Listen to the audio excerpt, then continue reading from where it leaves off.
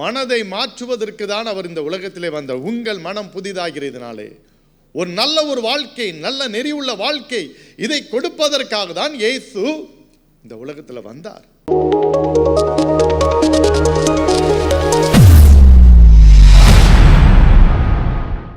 என் அன்பு சகோதர சகோதரிகளே, எனக்கு மிகவும் பிரியமானவர்களே, இயேசுவின் நாமத்தினாலே உங்களை நான் வாழ்த்துகிறேன். மீண்டுமாக இந்த அனுதின அற்புதம் என்கின்ற காலை தியானத்தின் மூலம் உங்களை சந்திப்பதிலே நான் மகிழ்ச்சி அடைகிறேன். கர்த்தர் உங்களை ஆசீர்வதிப்பாராக. இந்த யூடியூப் சேனலை சப்ஸ்கிரைப் பண்ணாதவங்க இன்றைக்கி சப்ஸ்கிரைப் பண்ணுங்க. இந்த நல்ல டிவோஷனை அனைவருக்கு ஷேர் பண்ணி நீங்களும் ஆசீர்வாதத்தை பெற்றுக்கொள்ளுங்கள். கர்த்தர் உங்களை ஆசீர்வதிக்கட்டும். இந்த நாளிலும் ஆண்டவர் உங்களுக்கு கொடுக்கின்ற அருமையான ஒரு வாக்குத்தத்தம், உங்கள் மனம் புதிதாகிறதினாலே மறுரூபமாகுங்கள். இன்றைக்கி நிறைய சமயத்தில் நம்ம இயேசுவை பற்றி மற்றவங்களுக்கு சொல்லும்போது பீப்புள் ஆஃப் அதர் ஃபைத், மற்ற நம்பிக்கையில் உள்ள நம்முடைய நண்பர்கள் என்ன நினைப்பாங்க, இவங்க மதத்தை மாற்ற வந்துட்டாங்க போல தருது. அதெல்லாம் நமக்கு வேலையே கிடையாது. இயேசு இந்த உலகத்தில் எந்த மதத்தையாவது ஸ்தாபிச்சார்னு எங்கேயாவது நீங்கள் கேட்டிருக்கீங்களா? எங்கேயாவது அதற்கு சான்றுகள் இருக்கா?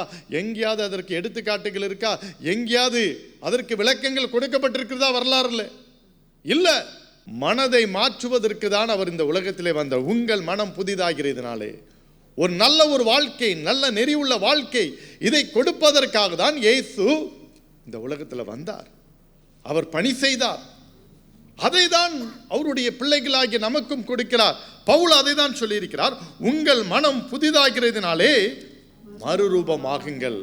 என் அன்புக்குரிய தேவனுடைய பிள்ளைகளே, அப்படி என்றால் நாம் இந்த உலகத்திற்கு உரியவர்கள் அல்ல. We are not belong to this world. ஆண்டவர் இந்த உலகத்திலே நம்மை வைத்திருக்கிறது அவருக்காக வைத்திருக்கிறார். மாயமான வாழ்க்கை வாழ்ந்து கொண்டு இந்த உலகத்தை முடிப்பதற்காக அல்ல.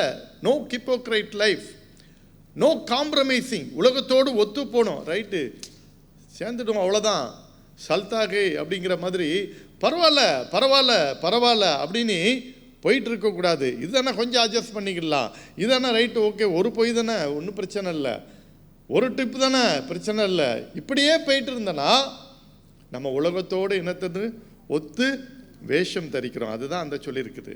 நீங்கள் இந்த பிரபஞ்சத்திற்கு ஒத்த வேஷம் தெரியாமல், அப்படின்னா இந்த உலகத்துக்கு ஒத்து போகாத ஓடுற தண்ணியில் ஓடிட்டே இருந்தனா அது என்னது? செத்த மீன். ஓடுற தண்ணியில் ஓடுறது செத்த மீன். செத்த மீன் என்றைக்குமே எதிர்த்து வராது.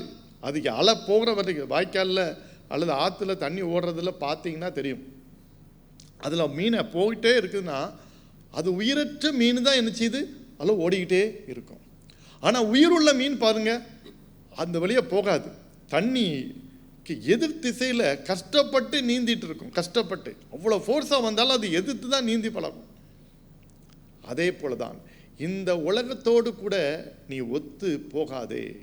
இந்த உலகத்தின் தீமையான காரியங்கள், ஆசாபாச காரியங்கள், ஈச்சையான காரியங்கள், மாயையான காரியங்கள், உன்னை கவிழ்த்து போடுகின்ற காரியங்கள், உன் வாழ்க்கையை சீரழிக்கக்கூடிய காரியங்கள், உங்களுடைய மனதை கெடுக்கின்ற காரியங்கள், இப்படிப்பட்ட ஒரு காரியங்களோடு கூட நீங்கள் ஒத்து போக வேண்டாம். No compromising.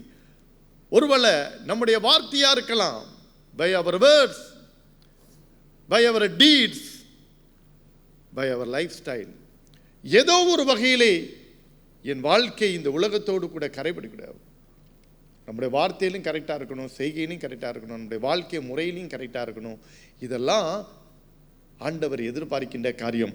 அப்படி நாம் செய்யும்போது தான் இந்த பிரபஞ்சத்திற்கு ஒத்த வேஷம் தெரியாமல் நாம் காணப்படுவோம். அல்லது 10:1 11 அப்படி தான் ஆயிரும். ஆண்டவர் சொல்றார், நீ ஒருவனாக இரு. ஹல்லேலூயா. 10:1 11 இருக்காதே, நீ ஒருவனாக இரு. நீ என்னுடைய பிள்ளை என்பதை நீ உறுதிப்படுத்து. நீ என்னுடைய மகன், என்னுடைய மகள் என்பதை நீ என்ன செய்து கன்ஃபார்ம் பண்ணு. மற்றவங்களுக்கு அதை சாட்சியா சொல்லு. உன் விட்னஸிங் லைஃப் அநேகருக்கு ஆசீர்வாதமாக இருக்கட்டும். அதை தான் ஆண்டவர் சொல்றார். என் அன்புக்குரிய தேவனுடைய பிள்ளைகளே, ஆண்டவர் நம்மை வேறு பிரித்திருக்கிறார். ஆண்டவர் நம்மை என்ன செய்திருக்கிறார்? we are all set apart. நம்ம வேறு பிரித்திருக்கிறார் என்பதற்கு அதுதான் என்னுடைய அர்த்தம். உலகம் எப்படினாலும் பேசும், எப்படினாலும் மாறும், ஆனால் அவர் மாறாதவர், அவருடைய வார்த்தை மாறாதது. ஹல்லேலூயா. அதுக்காக நான் ஜெபிக்கட்டுமா? அன்புள்ள இயேசு சாமி, இந்த பிரார்த்தனையில என்னோடு கூட இணைந்து உண்மையாய் இந்த மறுரூபமாகுதல் அனுபவத்தை எனக்கு தாரும் என்கின்ற கேட்கிற பிள்ளைகளுக்கு நீர் உதவி செய்யும். அவர்கள் வாழ்க்கையில இப்படிப்பட்ட உன்னத அனுபவத்தை, வெளியேறப்பட்ட அனுபவத்தை, இந்த தனிப்பட்ட அனுபவத்தை பெற்று மகிழ, அந்த அனுபவத்தை பெற்று அனுபவிக்க நீர் உதவி செய்வீராக. உங்க கிருபை கூட இருக்கட்டும். ஒவ்வொருடைய கண்ணீரை துடையும், கவலையை மாற்றும்.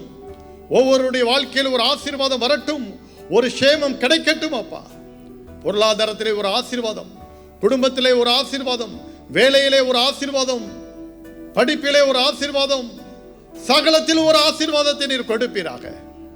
உங்க கிருபை இருக்கட்டும், பாக்கியம் பெறட்டும். இயேசுவின் நாமத்தில் வேண்டிக் கொள்கிறோம் பிதாவே, ஆமென்.